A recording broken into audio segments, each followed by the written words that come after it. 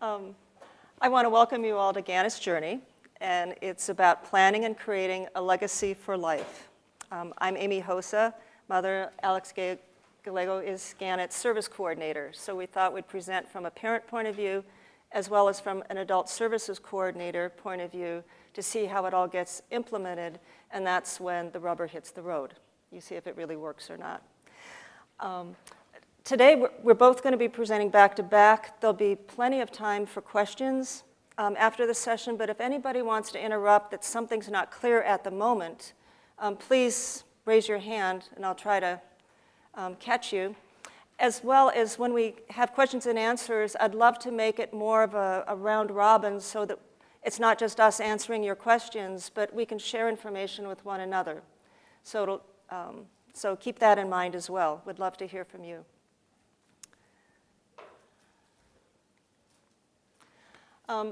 You might know, some of you might know Gannet from the movie The Key of G. About 10 years ago, there was a documentary made about him leaving my house and moving into adult supported living.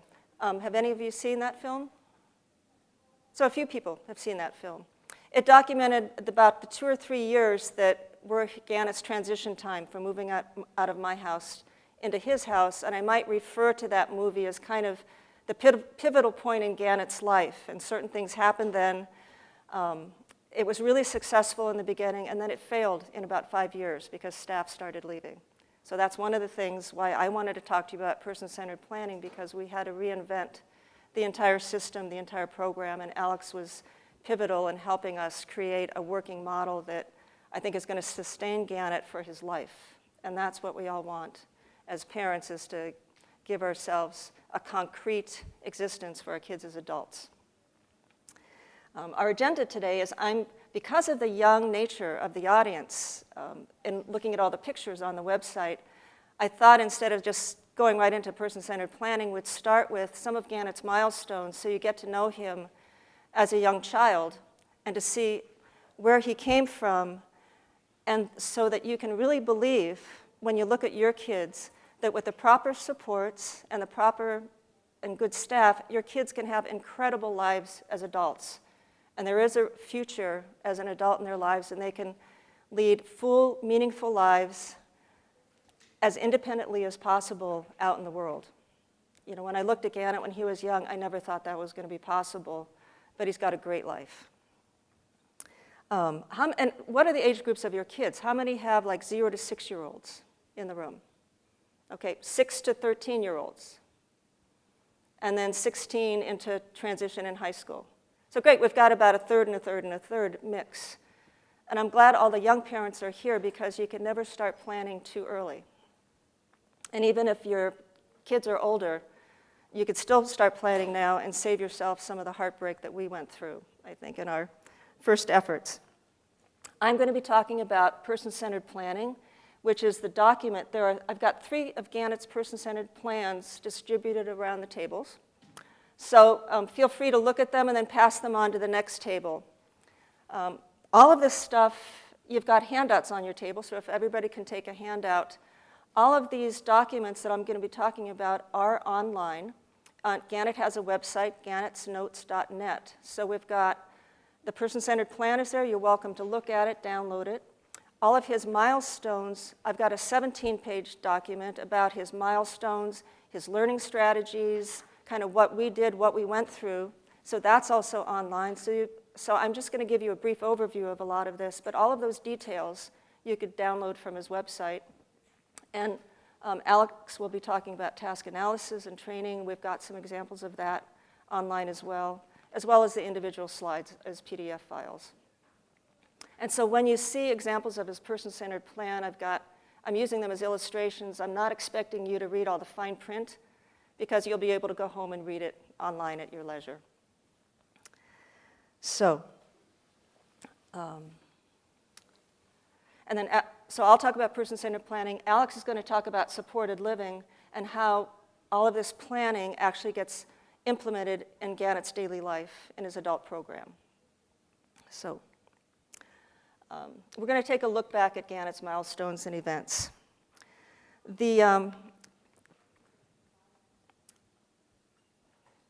mean, and the neat thing for me at this workshop is that in all of your children's faces, I see my son as a little boy, and it's like I want to go up and pinch all the cheeks and pick up all the babies, because it's amazing. We didn't know that Gannet was part of Mowat Wilson until he was 24 years old, and it's really amazing to be part of a tribe, of people.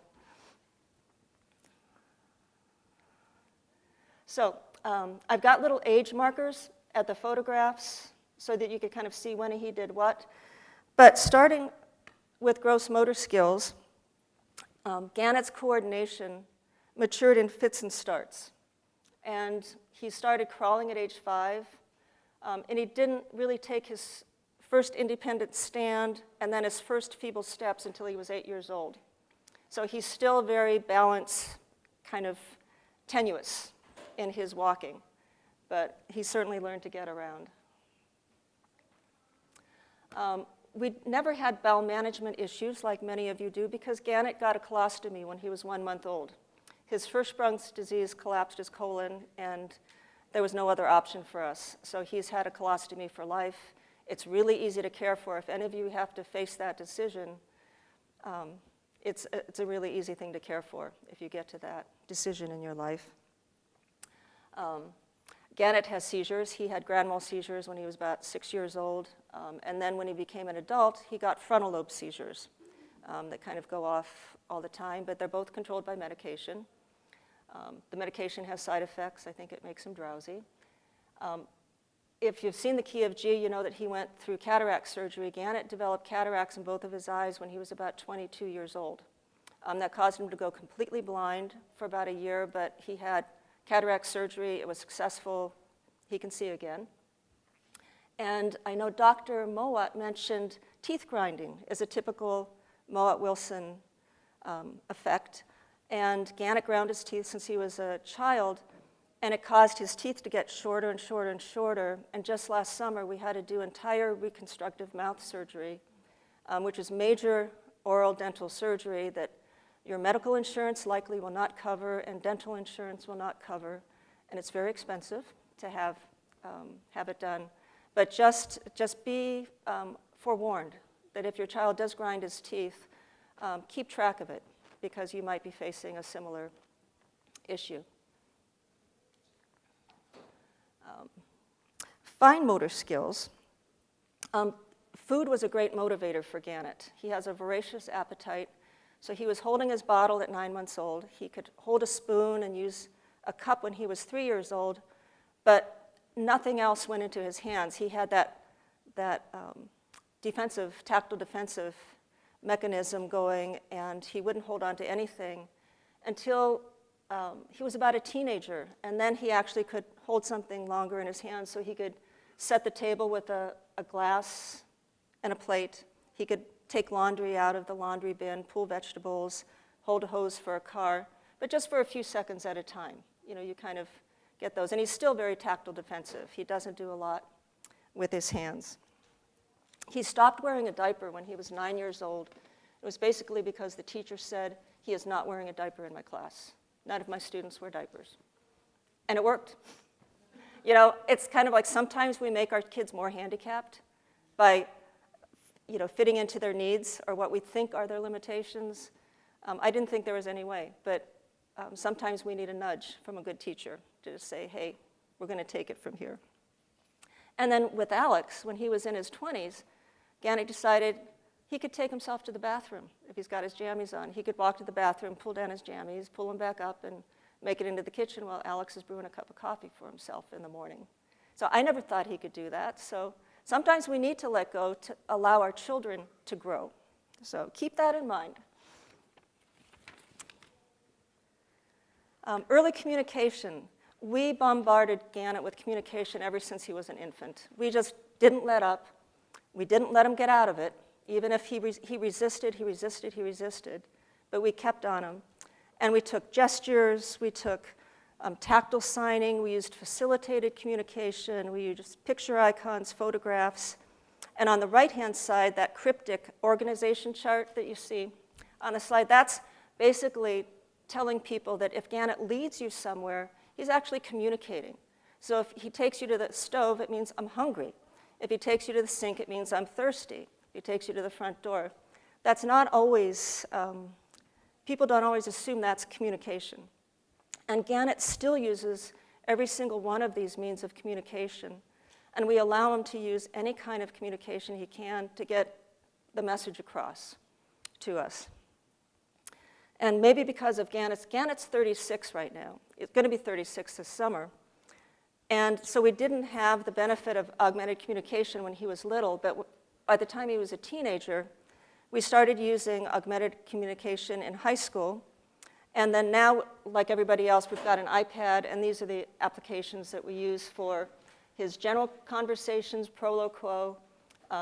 Alex uses another app for menus. We write spontaneous words if we're out and about in the community.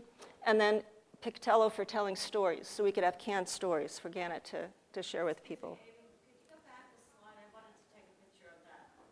Yeah, and these are all on the web too. Yeah, that's okay. Yeah, we created a PDF file out of the PowerPoint shows so that you could go back and look at anything that you want to. Okay. Social skills were very slow coming. Gannet acted, he's one of the kids with Moet Wilson who acted kind of deafblind for the first couple of years. We didn't know what was going on. No gazing into our faces, no recognition of us as his parents. He was really trapped in his own little world, and we didn't know if he was ever going to come out of it. And it wasn't until he was 2 years old that he finally smiled when he heard my voice and reached up. And it's like, oh my God, he knows I'm his mother. And that felt really good. But it wasn't until he was 4 years old, I could put my face in front of him, absolutely no reaction.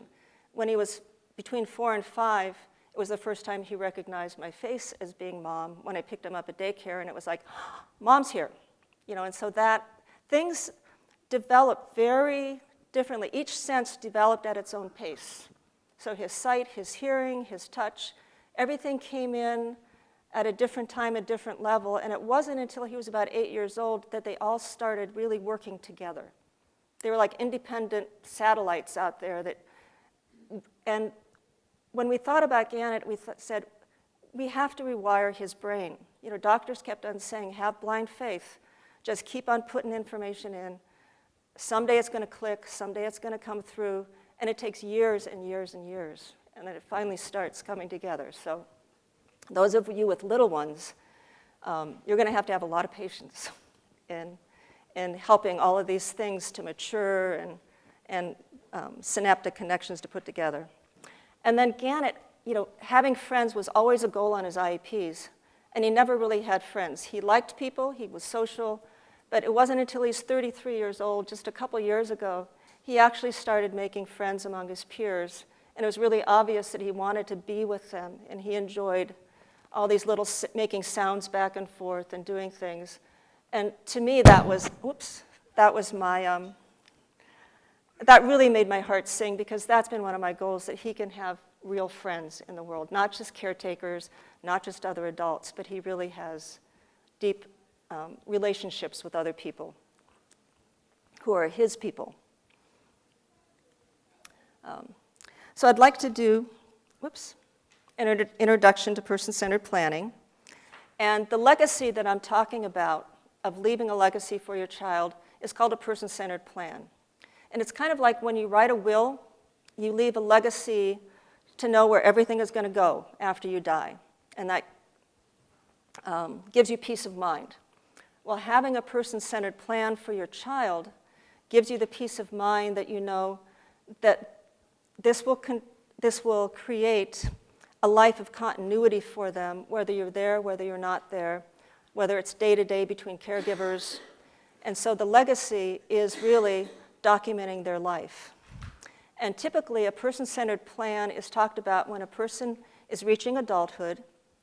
You put together a plan that gives that person a voice. So your child is going to direct the person-centered plan. You are not going to direct the person-centered plan. It's your child's voice and who your child wants to be and what your child wants to do when they're an adult. And you say, how can that happen? Our kids don't communicate well. Well, I'll be explaining kind of how we give people voice and how your child is going to direct their own life. Now, when Gannet became an adult, that was not the first time he left home. And I realized when Gannet was 3 months old, I went back to work full time and Gannet went into daycare. When he was 3 years old, he went to school, and then he went to after-school care. And when he was 5 years old, I started sending him to 2 or 3 camps a summer for 5 to 10 days at a time. So Gannet's been leaving home his entire life. And while he was a child, I started making little care guides because people needed to know how he wanted to live his life and kind of what he wanted to do. And so these are 2 examples of a couple pages from a care guide that I made when he went to camp when he was about 8 years old. So you need to include his communication, what he likes to do, picture icons, because I wanted Gannet to have a good time at camp. You know, the camp counselors might not know him well, they might not do everything for him, but you want Gannet to feel comfortable enough and be able to do what he wants to do with his days at camp. So how many of you are doing these kinds of things for your kids who are going away from home? Okay, so we've got 4 or 5. Well, congratulations, because you've kind of created the first step in their person-centered plan. Because you're able to tell somebody else how your child wants to live his life. So, and I would highly recommend you to start doing it now. So those of you with little kids, you need to start putting little booklets together that have all of their picture icons, what they like to do at leisure time, how they eat, all these techniques of how they communicate, so that other people know how to handle them and live their lives so that you can go away. Have a little vacation, whether it's a couple hours or go to work or whatever. So, and fast forward to imagine your children when they're ready to go out into the adult world. When you go to an adult agency, these are all of the reports that you need to gather. So there's professional team reports, you have your medical team, your neurological reports. The high school puts together kind of a final IEP that really sets the child up for their individual life out in the community. You've got all of your therapists giving reports. We wrote reports. We did a spreadsheet of what Gannet does every minute of the day for the adult agency. We made copies of all the little care guides from his camping and daycare. The adult agency does interviews, they do intake assessments, they put all this stuff together in a report. And I thought this was supposed to be a person-centered plan, that out of all this information that the adult agency was going to create this shell for Gannet, and this would describe how he was going to be living his life based on all this stuff. That's not necessarily the case. Most of these reports simply remain individual reports. They set up a daily schedule for your child, and nobody reads these reports ever again. And they sit on a shelf. And that was a big surprise to me. That was one of the points that people made, that adult agencies are very different than dealing with a school district, and this is one of the ways in which they're different. But it was enough information to launch Gannet into supported living, which if you've seen the Key of G, that's kind of what we did. And the only thing that's missing out of all these reports and assessments is Gannet doesn't have a voice. It's everybody making a report about Gannet, telling you about his disability, telling you what he can't do and how we ameliorate things to do. But Gannet has no voice in this process. Everybody's making decisions for him. And you know, none of us would like it if our parents made decisions about how we lived our life when we left home. Well, our kids have the same right and need to be able to determine their own lives. And so what went right in our first supported living program, because if you've seen the Key of G, you know that it was highly successful. There were a group of young people who were vibrant artists. They were friends of each other. And it was like Gannet going off, moving out from his home into this household with his brothers and sisters. It was that good. And what went right and what went wrong with the program when it failed is, the answer is the same topic. A person's adult life is only as good as their staff. So when the program went well, Donald and Coulter were his first primary caregivers. They had worked with Gannet in my house during high school. And so they learned everything from me firsthand. I sent them to his high school to be trained by his teacher, to learn everything about his educational strategies so they could carry out the educational strategies in Gannet's everyday life. They met with all the therapists. They got trained by all the therapists. Then when they moved 3 blocks down the street into supported living, they took all that information and that legacy with them. And so I didn't need a person-centered plan because I was Gannet's safety net. I was always on the other end of the phone. And I was Gannet's person-centered plan because I could answer all the questions. If they had a question about how does Gannet do this, how do we communicate that, what do we do now and then, I was always on the other end of the phone answering their questions. So what went wrong with Gannet's program is that the staff started leaving. So when that crew of people started going one by one, the agency started hiring new staff, and the new staff who didn't have the benefit of that personal legacy with me because it was all oral. It's all oral. I was telling people how to do stuff when they were learning. That new staff started reinventing Gannet, and these are the quotes I started getting from his new staff. And it was really scary.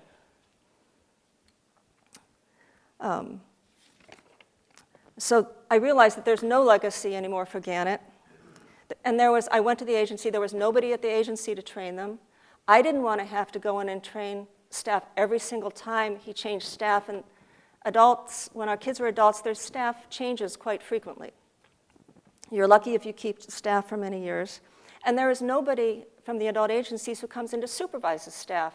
It's not like a school classroom where you have a teacher and the aides. The adult coordinator for your child sits in an office at the agency, and their staff report back to them, so they have no idea what's going on in the household. And I didn't know that either. I just assumed that the agency would be involved in Gannet's life. So this was a formula for a total disaster. So I took my complaint to the adult agency, and to my horror, this is what the agency told me. Gannet's new staff picks are bottom of the barrel because skilled staff won't work for Gannet. He's too difficult. That's the way life is going to be for someone like him. And I just went, oh my God. This was the whole bottom just fell out of my world. 5 years of Gannet's life went down the drain. And to make a long story short, I began to search, what can remedy this? And people kept on saying, well, do you have a person-centered plan? And I go, yeah, I have one. We made one when he went in, that laundry list of reports and everything that we handed to the agency, and they said, no. That's not a person-centered plan. So I started learning about what they were. I realized I wasn't going to go in and train staff every time they left, so we needed a training plan, and that's what Alex took over. Alex had started working with Gannet, so he started developing training materials. And our kids are very idiosyncratic, and not everybody knows kind of how to do and meet their individual needs. And we also, at the end of this process, after I got a person-centered plan, we had training materials, I started interviewing new agencies. So what is a person-centered plan? Well, Gannet's person-centered plan is circulating among the tables. You can take a look at it today. But first and foremost, it's based on a premise that nobody knows everything about anybody. So as a parent, you do not write your child's person-centered plan. It's a collaborative team effort. Think of your IEP team if your kids are in school. You have everybody funneling information in to what creates a person-centered plan. And it's also based on the premise that nobody has the right to reinvent anybody.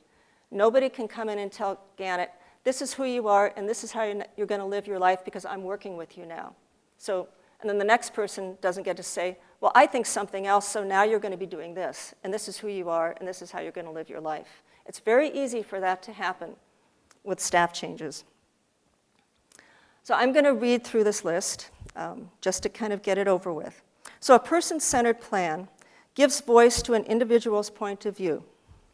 It reflects their interests, preferences, and strengths, which none of those other reports did. It defines how I want to live my life. It describes the supports that an individual needs so that an individual can live as independently and full a life to the best of their ability. It doesn't mean they have to be able to live an independent life, but you can live an independent life to the best of your ability with the proper supports. There is no template for a person-centered plan. You can go online and you'll find all different kinds of approaches to person-centered plans. There are fill-in-the-blanks. You can make laundry lists. I looked at tons of person-centered plans. I went to some trainings, and then I took the best ideas from all these different plans and incorporated them into Gannet's and just wrote it my own way, when we created it. I was the scribe for everybody, so I kind of typed it up and put it together. There's no guarantee that you're going to get good staff or good agency, but at least you've created a blueprint for your child's life, and this becomes the legacy for them to keep on living that life year after year, decade after decade. And a person-centered plan is not an end-all, be-all document. You still need all of those other documents, reports, and assessments. You simply add this to the pile, and it puts your child in the driving seat of how they want to live their life. So the other question I had when first learning about person-centered planning was, how does Gannet have a voice? He can't talk. He's very cryptic when he communicates. Well, how we gave Gannet a voice is we looked at how Gannet was already living his life. We looked at his history of conversations, using his communication devices, pointing to icons, pointing to pictures, what kind of word choices he made, what he said yes and no to. And Gannet's very inconsistent, so that's why a group of people is really important to have working on this, because you want to take the points of views of how Gannet communicates with this person might be different than how Gannet communicates with that person. So you have all these conversations about who is Gannet and how does he communicate about his life. We took clues from his gestures and reactions about things, and all of this was interpreted to become his voice. So that you'll notice in his person IEP and on his website, Gannet talks in the first person. I want this. This is how I live my life. And I want to do it this way. I don't want to do it that way.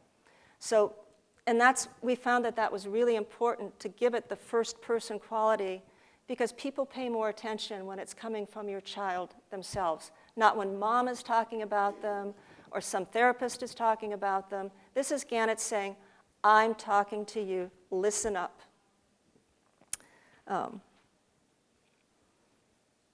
Now, the person-centered plan can also have other people's voices, so you'll notice that once in a while there's an aside, comments from mom, and I'll write a little paragraph about something, or there might be a little section from a teacher or a therapist. You can have other people's voices included in your person-centered plan, but those voices and what they're saying about Gannet in his person-centered plan have to be vetted by the group and truly reflect who your child is. They can write their own independent report and say whatever they want, but if it's part of the person-centered plan, it has to be approved by your child as well as by the team.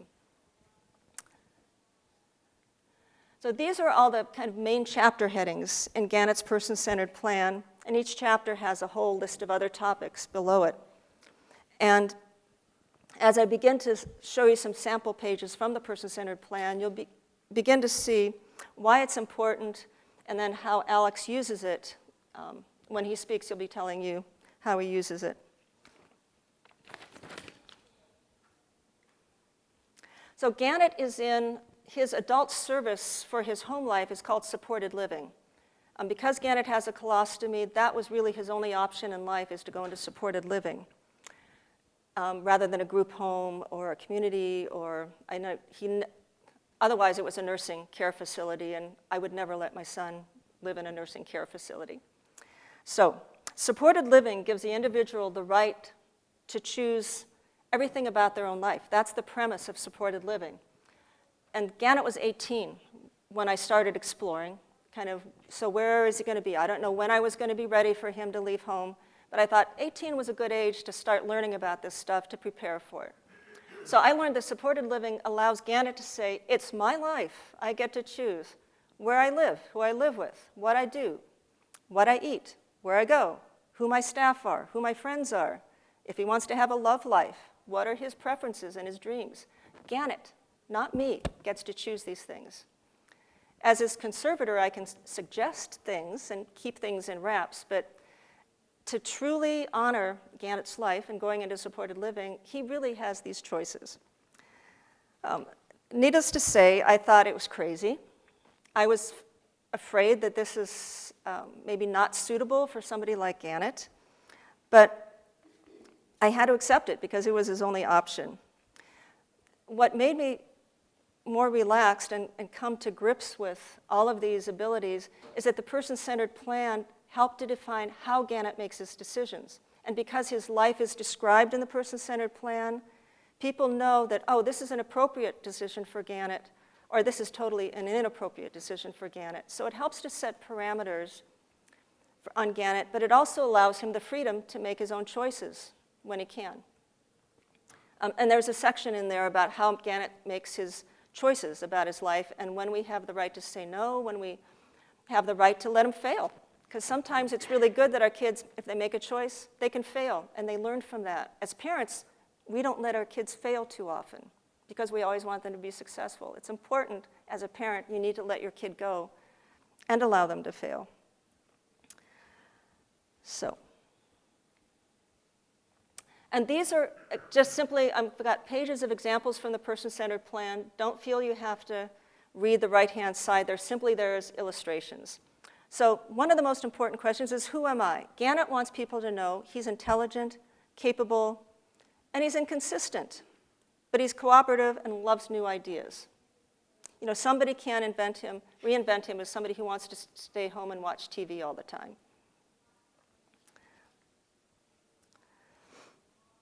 The person-centered plan, also part of who I am, is an individual's passions, hopes, and dreams. One of Gannet's passions is playing a keyboard. And so the person-centered plan looked at that because that's one of his primary goals in life and allows him to choose it as a vocation. So Gannet can say, I am a soundscape artist. I'm a musician. And isn't it incredible that I never thought about it before, that this gives Gannet an identity in life and it gives him a purpose in life. You know, he's not about wiping tables or doing other things. Those might be his jobs, but his passion your passions give you your purpose in life. And so our kids also can choose that. Part of who I am also is, where do I come from? It's important for people to know that Gannet came from a family who had values and philosophy, and those are his roots. Now, as Gannet grows into his adulthood and into the shoes of being his own person, a person-centered plan is a living document. So these can change at any time to reflect who Gannet is becoming as an adult in his own life. So, and any page in the person-centered plan is subject to change because it's a living document. So as Gannet changes, this person-centered plan changes. But I really like knowing that people know where Gannet came from, and it's a starting point in his life. A big thing the person-centered plans define are a person's preferences. And one of the major things that none of us want is we do not want our children to live a cookie-cutter life. Just because the adult agencies do life planning this way, it doesn't mean our kids have to fit into it.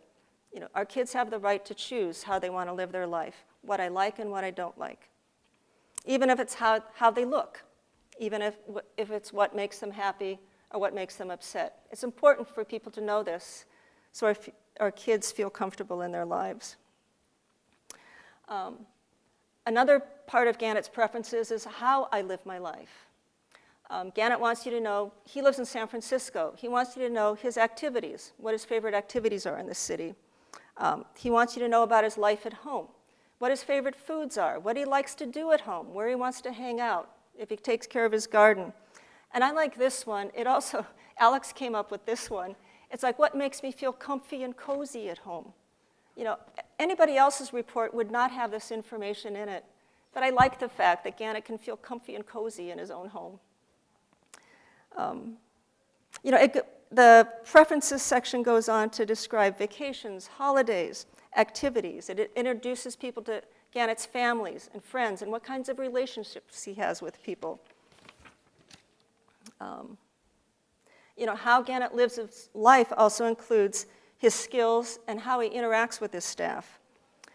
And, for example, this is a page on communication, because for Gannet, communication is a partnership between two people. He can't communicate on his own. So besides all the specific communication systems he uses, he needs people to know how we talk to each other, how I talk to you, and how I expect you to talk to me. Sorry for touching the microphone once in a while. So you can have technical information in your person-centered plan, but you also want to talk about how the person uses this and what he expects out of it. Another way to highlight staff interactions is to offer tips once in a while, and I think it's fun to insert a cartoon or have some fun in a person-centered plan. For example, Gannet cannot regulate his temperature, and he needs staff to be proactive. And so this was just a fun way to say, hello, if we have to wait, I sure would like a cool drink of water, because Gannet is never going to say that for himself. He's just going to sit there and swelter in there. So this is my way of inserting my voice kind of through a cartoon. Overall, in person-centered planning, it encourages you to concentrate on all the positive aspects of your kid. All the other documents and assessments concentrate on your kid's disabilities.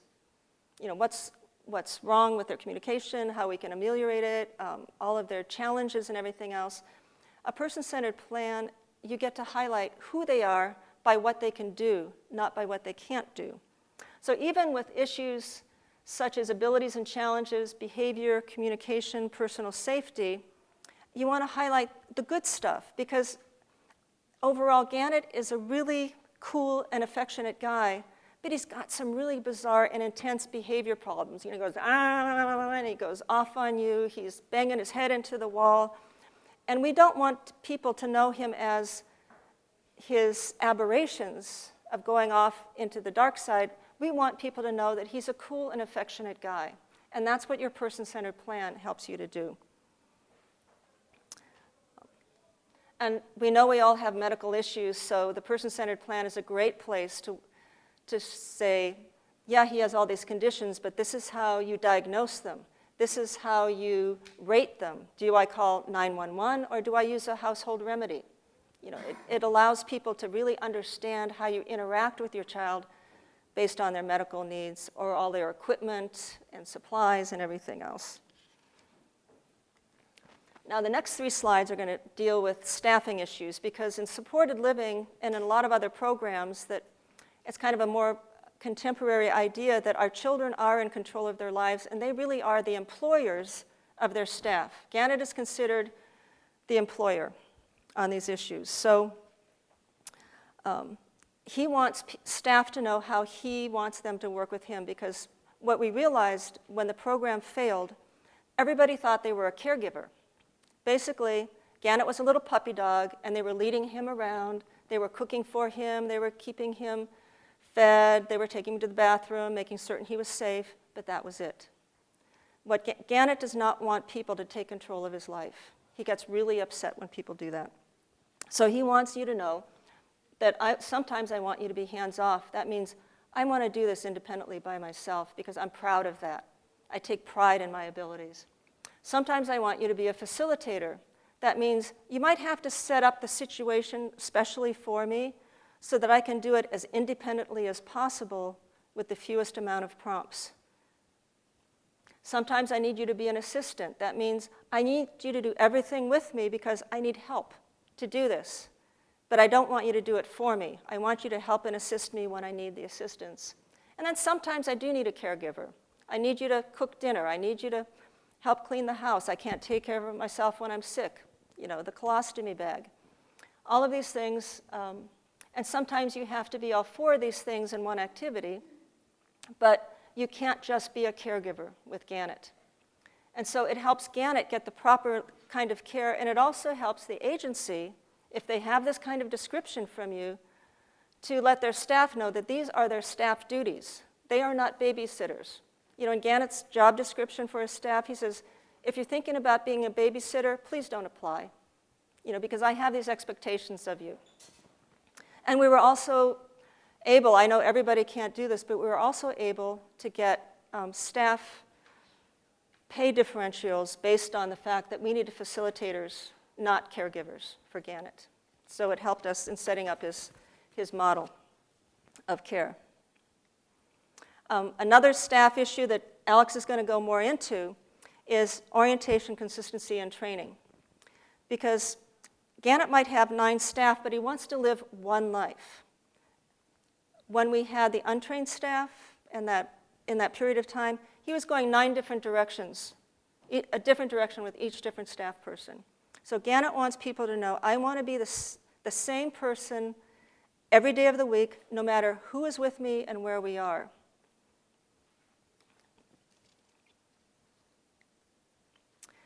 And then there's the question of staff evaluation and quality assurance. Remember that in most agencies, your child's staff coordinator is sitting in an office in the agency.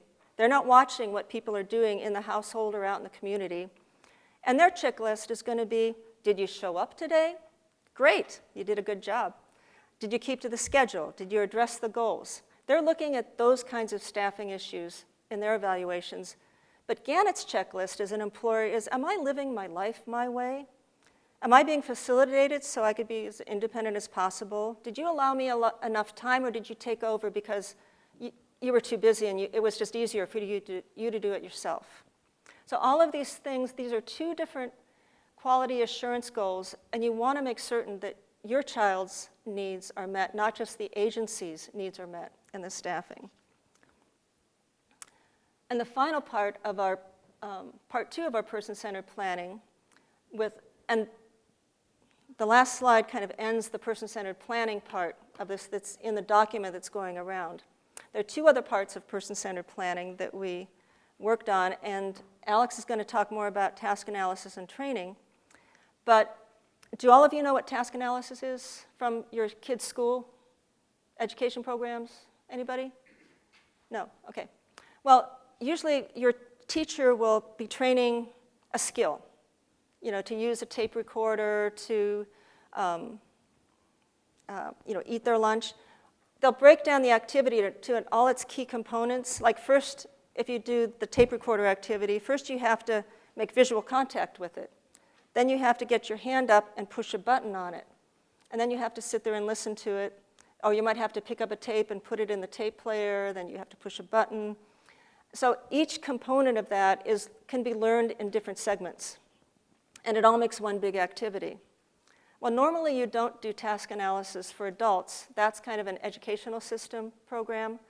But because we needed a training program for the adult caregivers, and Gannet's he needs support in so many unique little ways in order to do things independently or correctly or for the staff to be safe.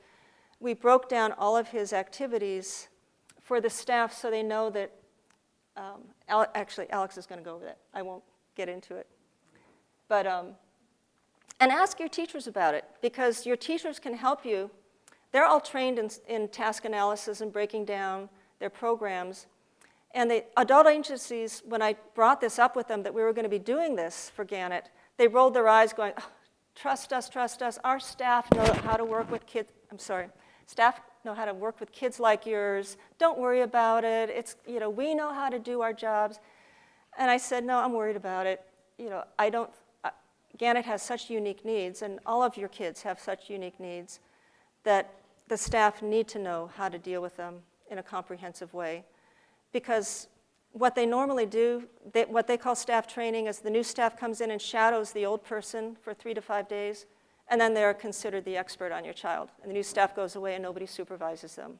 And then they train the next person and the next person, and it gets watered down each time it goes. And the last part of the person-centered plan that we did, we really looked at what kind of model was going to give us the proper kind of supervision and coordination of all the staff. So we looked at the traditional model, which is the funding agencies are at the top. The Golden Gate Regional Center gets all the state money. Gannet has a Section 8 voucher that helps subsidize his household. IHSS is in-home support services. That's part of the staff pay. And all that money flows into Gannet's household through the 2 agencies, which is the day program agency and then his supported living agency, Toolworks and Casa Allegra. And normally, their coordinated staff, the household coordinators, work in offices within those agencies. And what we did with Alex's position is we created a position that was also going to be on site so that he was there on site, interfacing with all the staff, and not only the staff from his agency, but also the staff from ToolWorks, and that has never happened before. Normally, your child may be served by 2 or 3 adult agencies. They never talk to one another. They come together with their independent reports once a year at a meeting, and then they go away and they treat they're supposed to have a program which is one continuous life for your child, and they're doing it from 3 different points of view. So this was the first time when we were able to coordinate and interface between the agencies. And Alex is going to talk about how that works. So in summary, we've talked about how the person-centered plan benefits Gannet's life, how it benefits the adult agency, and what I want to end with was how it benefits my life and how it can benefit your life. You know, as parents, all of us fear that letting go of our children into adult life means that we're allowing somebody else to take over their life and that they can be reinvented by somebody else. And that's a justifiable fear that you should all have as you go out into your adult agencies and really make them understand how your child wants to live their life. Because it's a horrible experience when their life is taken over and the program fails. The person-centered plan gives Gannet control over his life, and it puts him in the driver's seat. And you know, I'm getting older. I'm a lot older than all of you. I'm 66, and I'm thinking, you know, we all think, what's going to happen to our kids when they're gone, when we're gone? And so the person-centered plan, I feel really comfortable that Gannet can live this life for the rest of his life, even if I'm not here. And that's reassurance to me, that I have this document on paper. It's not just an oral agreement with somebody. And while I am alive and well, having the person-centered plan, knowing that it's being implemented by Alex and these agencies, I can go out and live my own life now without feeling guilty that I'm not involved every day and managing his life and his program. And it feels incredible. I can't tell you what a gift it is to know that I, as an adult, can go on with my life, and Gannet can go on with his life, and all is good. And that is a gift. And so my wish is that all of you can do the same. You know, your person-centered plans will be different, your needs are different, but it's really nice to let go and see Gannet thrive as an adult, independent adult out there in the world, you know, and hear stories about him. So if we can hold questions until after Alex is done, I'd like to introduce Alex Gallego, and he's going to explain to you how this all works in Gannet's life. After that, we'll have questions and answers and a roundtable of bring up issues that you're working with. Other people might have already started thinking about this. You might have different solutions and ideas about how you want your kids to live their life. So it's interesting because when Amy and I started to work on a person-centered plan, and also for this presentation, it's hard for me to believe that Gannet was once a little boy who went through so many developmental and medical issues. And you know, he was really told by medical professional that this was going to be it, that his life would be very, very limited. And it's really not. I mean, Gannet goes to program every day, 5 days a week. He takes multiple buses sometimes to go to his activities. He is involved in setting the tables for every lunch, every time he goes to the supermarket, with me or anyone else, he actually shops, he puts things, he helps to pay the cashier. He's with his stepdad washing his car, he's taking the bus, he helps with the laundry, he communicates. He goes to camp. With me, he has recorded 2 CDs, and we're working on a 3rd. He plays live in front of hundreds of people. So he really has a really full life. And like I said, when I look at the pictures of him as an infant or even a little boy, it's really hard that he is capable of doing all of that. I'll be talking about supported program and supported living. I understand that for many of you, supported living is probably not something that you have in mind right now, especially if you have a little kid. But it's really something that's going to happen sooner or later. And the more prepared you are, the better. And so let's just dive into it. So supported living. and see if I have a slide. So supported program that works, some of the key points. Some of it seems that it will make a lot of sense, but it's not always the case. So a dedicated program provided by a well-structured agency. By that, I mean that some agencies out there have a really great mission statement. You know, you read through their website, you meet the people, and they are just fantastic. But the reality on the ground is very different. And the people you meet, the workers and the infrastructure of the agency sometimes makes no sense. And it's really difficult for them to actually have a conversation with the staff who provide the service and the upper managements who run the agency. A clear understanding of who Gannet is, or anyone really. They don't spend a lot of time trying to learn who the person is that they're going to be provided service for. So it wasn't uncommon for me to actually have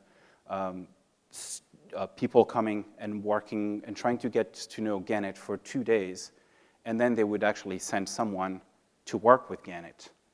And this is when really Amy and I started to work on the person-centered plan because we needed a plan of action. Going beyond the cookie-cutter program, that's something that Amy has mentioned. I've worked with multiple agencies, and I've noticed that sometimes what they'll have, if not often, is a program that they assume is going to be perfect for your kid or a young adult. And it's not always the case. And if you don't like what they have to offer, you're pretty much stuck with that. They will not go beyond what they have perceived as a good program, and sometimes you actually have to switch agency. Consistent staff. If you have somebody show up every other week, like it has happened with me when I was starting to work with Gannet. Gannet had a mass exodus of his prior staff, and those guys were really, really good. The problem is that they all left. And we would actually have people coming, working for 2 weeks, sometimes 3 weeks, and then they would be gone. And so I had to train those people every single time.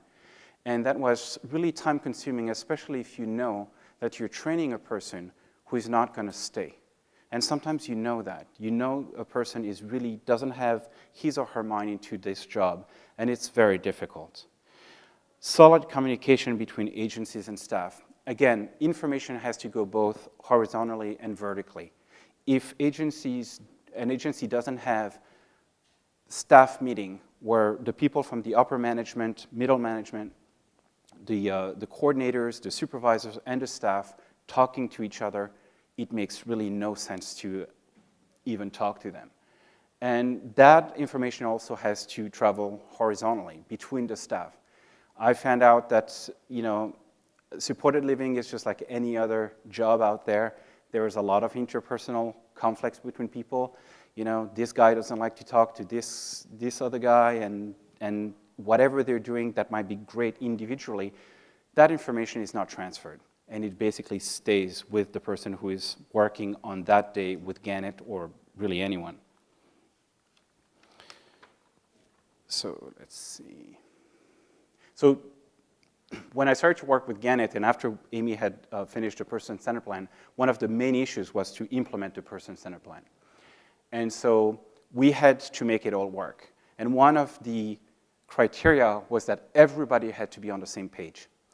If 2 or 3 people out of a staff of 6 or 8 is implementing the person-centered plan and really doing the task analysis and participating into the program, but the rest do not, then it's almost guaranteed to fail.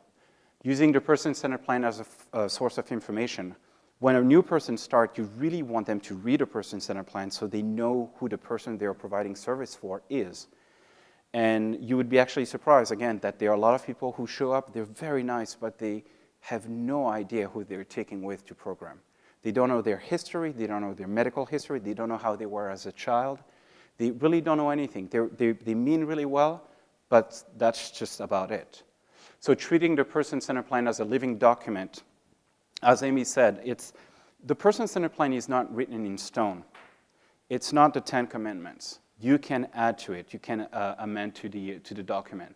And by having staff meeting, by really talking to people, to having a conversation, by having someone who's doing something very unique and having a great interaction with Gannet, for instance, that can actually be on the person-centered plan. It has to be reviewed, but it can be on the person-centered plan. So everybody adds to it. So the person-centered plan really becomes a living document. And certain things can actually be removed after a while or just sort of like archived, because Gannet is not the same person he is now as he was 10 years ago or even 15 or 20 years ago. So it's a living document. Using the person-centered plan for task analysis as a baseline to gauge progress and setbacks. Again, if the staff implements the task analysis and in the person-centered plan, it will actually be super helpful because whatever you do, you'll have a baseline. So if Gannet, for instance, sets the table and he has his way of doing things and the staff is implementing the person-centered plan and the task analysis, you can add something else. A person can say, wow, this is great. Gannet can pick up his cup, he can open the drawer, he grabs his spoon, he opens the fridge, he grabs his drink. He does all of those things and point at the finger whenever he wants, with the finger when he wants more drink or more food or more whatever. And I've noticed that Gannet also does this little thing when when he's done eating and he wants to leave the table, but that is not on the task analysis. That can actually be included after a while. So this is something that I have a lot of experience with because over the last 10 years or so that I've been working with Gannet, I have trained and worked with at least 40 people, And some people have stayed for a couple of years, and some people for only 10 days. And so in my opinion, the staff is the most important people in the program and in Gannet's life because they are the face of the agency. Like I said, agencies sometimes have great mission statement, but when it comes to actually implementing those values and that mission statement, they don't really have the right staff to do so. A staff, caregiver, facilitator, social worker, or anyone employed by one agency, or many agencies actually, really are the face of the agency. They represent the value of that agency. And so if you don't have a good staff, it's really hard to actually live by that motto. In adult program, as Amy has said, staff, it's very different from childhood and the school system. In adult programs, staff is not created equal. And this is really true. And in my experience, this is something that I've seen a lot. You'll have somebody who, for instance, has a bachelor's degree in special ed, who's really driven, who's really there to make a difference in Gannet's life or your kid's life. And then you'll have somebody who basically shows up on time, who has passed a background check, and that's about it. And unfortunately, those are the people that sometimes you'll have to deal with because they are labor laws. You cannot just kick someone just because you say, you know what, this person is not working. Sometimes you are stuck with a staff. So this is why a person-centered plan is great, because you can transform, I wouldn't call it a mediocre staff, but you can transform an average staff into a great staff by having them participate, read, and understand the person-centered plan. So it's really, really helpful in that regard. You also want a staff that is an advocate for your kid. You know, in Gannet, you really want somebody who will fight for Gannet, who doesn't just take no for an answer and just move on. Following and creating, adding to the task analysis, again, it's really great when somebody just does something that is not necessarily in Gannet's repertoire, talks to the other people, and transform it into a task analysis. So let's see, communication. Amy mentioned a little bit about that in her presentation. Communication is often overlooked, especially with nonverbal people. The staff will often read visual cues, or they will use the communication device for a little bit. But sometimes I've seen Gannet come back home and I look at his iPad or his communication devices, and I've seen that the staff has not used once the communication device during the day. And this is very frustrating because it has to be used every day. It's good practice, not just for the person receiving the support, but it's also very important for the staff to be in the habit to do that. You can use, as Amy said, Gannet uses a variety of different communication methods and devices. So those are great, and whatever you use is probably good. And and there's many apps coming out just about every month on iTunes store that you can actually look at, and you can test them for a little while. It's really the way to know for instance, what Gannet likes to say. So if he wants to say something and you don't communicate with him, you will never know what he has to say. Some days are better than other, and by that I mean there are days where I try to talk to Gannet or the staff is trying to talk to Gannet. Gannet just really doesn't want to have anything to do with it. But having multiple devices or different ways to communicate, at least you'll have one piece of information. So if Gannet doesn't feel like using the protocol and saying, I want to have this to eat, I want to do this, I want to do that after I'm done eating, or I want to go to this museum, that museum, I want to do play music, and he doesn't feel like saying that, even though he might want to do those things, it's actually good to narrow it down with different apps. And sometimes I use even just a yes and no answer. But at least I've tried and I've exhausted all the other possibilities. And the staff must be trained using the communication device. And this is why, again, the person-centered plan is very useful, because in the case of Gannet, I've created task analysis where Gannet can point, the staff can actually look at Gannet, use the communication device, and so they know how to use it, and they're not just using it the way they think Gannet should be using it. And so consistency is key in that sense. Because if every other staff is using the communication device or communication devices his or her own way, the communication gets lost. Let's see. So task analysis. This is a task analysis that I have written for Gannet. This is Gannet Lexi's house, and this is just one slide of a 20-page task analysis that I've written for Gannet setting the table, just so again the consistency is there. And so you can say it's Gannet is opening the drawer. He has to be positioned, but in doing so, Gannet actually that skill is transferable to different locations. So it's not just Gannet sets the table as he's on home, but Gannet can actually do that anywhere.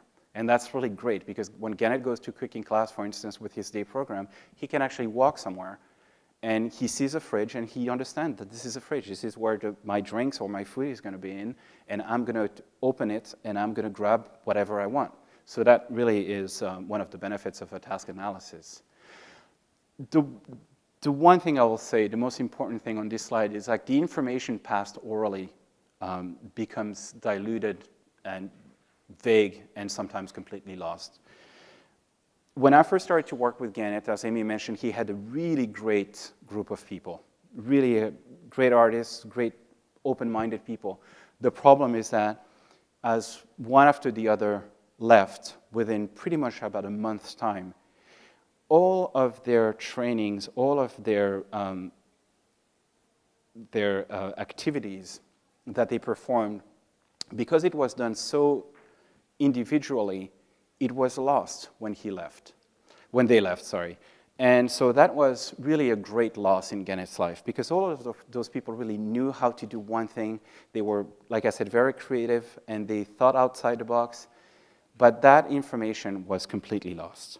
So information that you pass on orally to a person to another doesn't really do it. It's really good to have the task analysis so you can actually see how Gannet or anyone really performs a task, and you can reproduce that same task time and time and time again, even if the person who has invented or has written that task analysis is long gone. The staff comes and go, the information must remain.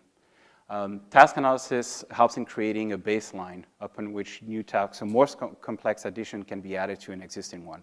So if Gannet starts with something very simple, like in his case, it was just grabbing the cup, grabbing the spoon, and walking to the table, now he does at least 10 to 20 other things within the same task. But all of those things were added, slowly. But now he can actually do all of them at once. And if he forgets to do something, the thing about the task analysis is that you can actually redirect him to one of the pieces that might have been forgotten in setting the table. So the benefits of task analysis is defining a task and a goal. And you can really start at any age. So it's really not something that you want to do, only when the kid or your son or daughter reaches 21 years old. That can be done actually right now. It's a great way to assess the current skill level and performance. So if there's a dip in that skill level, you also know that it wasn't implemented by the staff. Breaking down step by step, that makes sense. Using the pictures and video, Gannet actually, we've used both. Gauging progress and expectations. So again, if Gannet does something now and he does it well, we can always add something to it. This is a task analysis that I wrote about something that's actually very simple, walking down the stairs.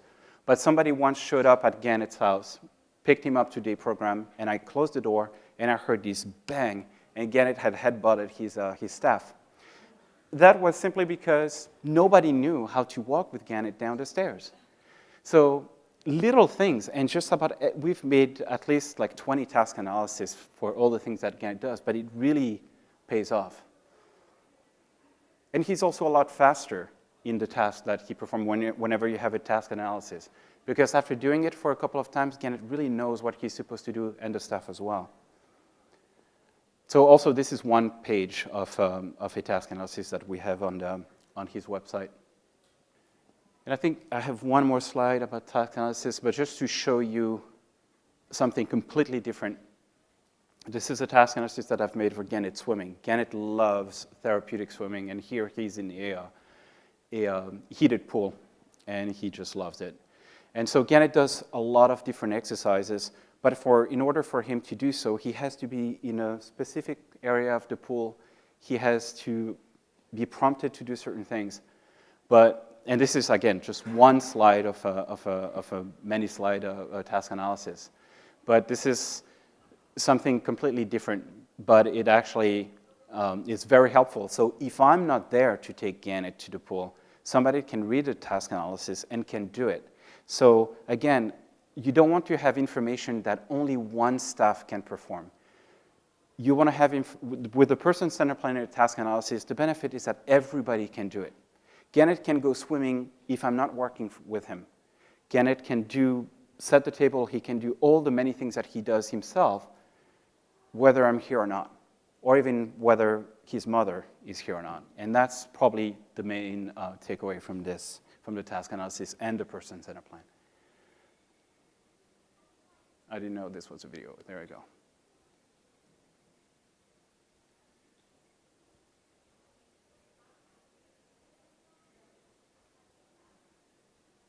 There we go. So again, it sometimes gets stuck. He will just do one leg at a time, but if you prompt it and you do certain things, he'll. And so this is just an example.